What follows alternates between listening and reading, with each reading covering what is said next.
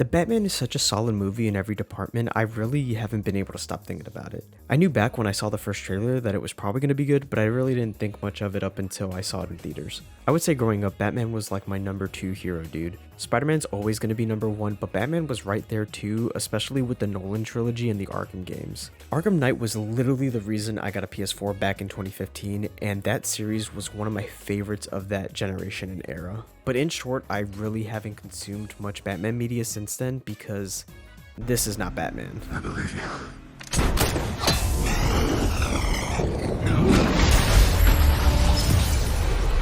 I would not be comparing this movie to any other Bat movies because I have not rewatched them in a very long time.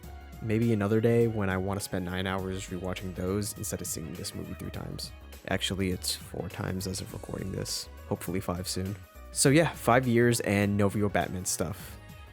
Oh my god, the Batman is good. It is so hard for me to find a point to start going off about the movie because everything works so well and it all works together to better the entire movie. You really see how good everything it has to offer is within the first 15 minutes of the movie. The tone is bold and dark and it's quickly set with the hard and instant title card drop with Ave Maria. Then we get the instant introduction of the Riddler and the plot with the introduction monologue of Batman, all while Gotham is established perfectly. Batman is introduced so well, we get to learn how he is seen after 2 years of fighting crime and now starting to get into real deeper stuff with the Riddler mystery. Everything is set up so smoothly and the momentum never stops as the movie progresses. And yeah, this is a 3-hour movie that feels like a 3-hour movie, but it feels like it's 3 hours because of its content. There is so much happening and the pacing is so good that it never feels like a drag. And that's not to say that the movie is a constant It's a master balance of watching action, solving the mystery, and watching characters interact. It's always entertaining. All of the actors own their roles. Robert Pattinson killed it as Batman. How he talks, how he wanders around crime scenes, his fighting. Everything about Batman feels so authentic and perfect. Pattinson's Bruce Wayne is a little more divisive, but in my opinion, this is a good Bruce Wayne that fits the world still. He's currently a broken, reclusive, billionaire orphan who's absolutely more Batman than he is Bruce Wayne, and he says so himself. He definitely does not care about being Bruce Wayne. Fuck, if I lived in Gotham, I'd probably be a little emo Batman too. Batman is nearly always front and center, and he's not just vengeance and darkness and brooding. He's a creature of the night that is trying to get whatever needs to be done, done. He's got a little dark edge to him, but he is funny in a subtle way and it always feels human. You got a lot of cats. When he needs to be, he is very menacing, and he has real chemistry with everyone on screen.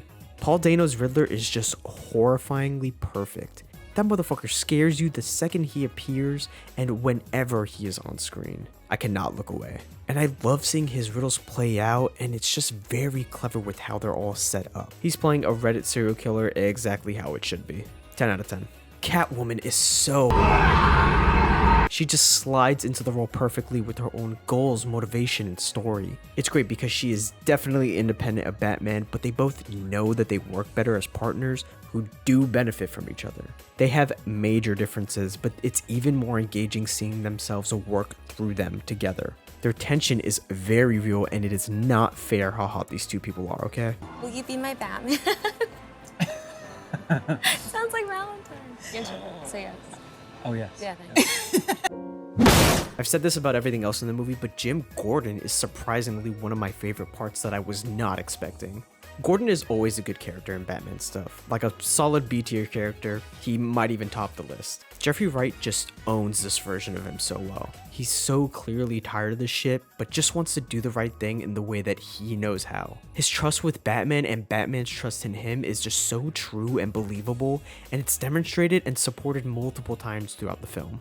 I really could watch them on screen together exclusively for the whole thing. Everyone else is also doing a great job. Not a single performance is bad and everyone is believable in their roles. And no one is doing it quite like the Penguin. Whoa, whoa, whoa! Take it easy, sweetheart. This is how you know the shit works, man. Because in this gritty world with this story they are telling, this man Colin Farrell in this gabagool amount of prosthetics and makeup is killing the show. Having a vital part in the story and still doing shit like this. Hey, come on! Open your eyes! This is a very minor spoiler, but you've probably seen the movie by now. The part where he tells Batman and Gordon their Spanish is shit is just so funny to me. And it's even more funny on a personal level because I was in the same mental headspace as this man, knowing it's not El Ratalada, it's La Ratalada. So yeah, me and him have that in common.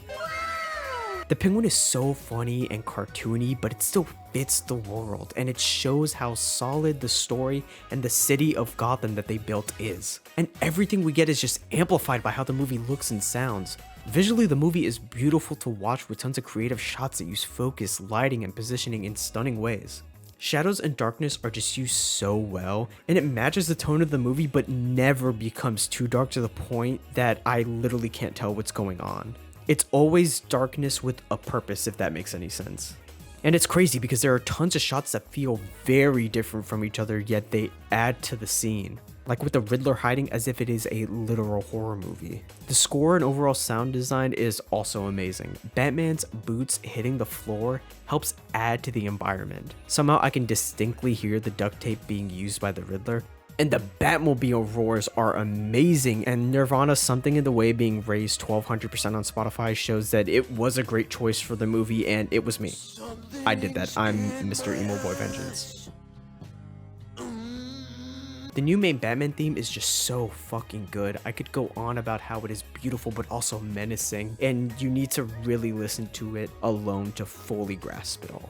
I really don't have much to say about the story because I don't want to go too much into spoilers, and like I said, it's fun to solve the mystery yourself, so in case you hadn't, there you go. And I already spoiled one thing kind of, so my one card is gone. But just know that the mystery is done well because it is fun to follow. You can get ahead of the game and try to find stuff out if you're paying attention. When I'm kind of put into Batman's shoes playing the Riddler's game with him or even as him, it's clearly a very rewarding mystery story. But this is where we get into the one nitpick I have with the story, and if you know, you know, and if you don't, it is related to that one deleted scene that they released. I just feel like it didn't need to be in the movie. It's the one thing not necessary. And it wasn't bad in any way. I loved the acting from everyone, and it wasn't a drag at all. It just felt slightly disconnected from the plot. The last thing I want to touch on is how Batman grows throughout the movie. And it's not just the funny, he's bad at being Batman bit, which is still here and it's good. You do need growing pains and shit like that. But he literally learns to be a better hero and that he is having an effect on Gotham more for the people than himself. And when heroes grow and help people in superhero movies, that shit is always the best. And I feel like it's something that's just missing from most superhero movies nowadays. He grows out of being vengeance and becomes hope. He is the Batman. And he's tied with Lego Batman.